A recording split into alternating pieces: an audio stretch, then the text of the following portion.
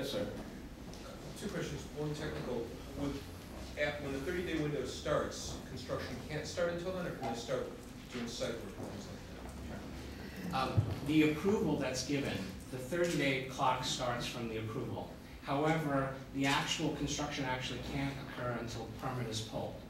So there is no issue. Exactly. So there's no waiting period for the 30 days. But the primary goal here is to, most permits are not pulled or issued directly after they're approved.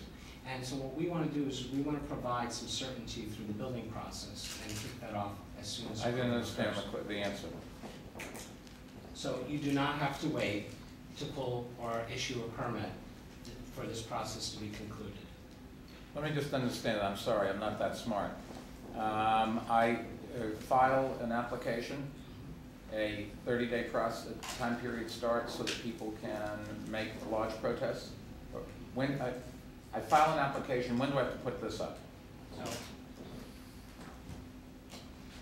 after the building department goes back and forth with the developer and we're ready to approve the design, that's when the approval occurs. Gotcha. That approval gets posted on the internet.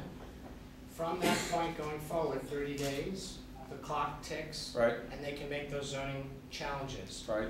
If during that process the developer chooses and wants to start building immediately, they can.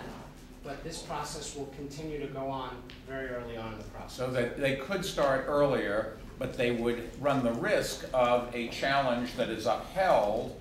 They might want to wait 30 days. But the answer to your question is they can start as soon as the approval is granted, and the 30 days would run concurrently, and the 30 days can be actually 45 because you have the 15 days afterwards to appeal to the first step, and then it could go on longer because you have the ability to appeal to the standards and appeals.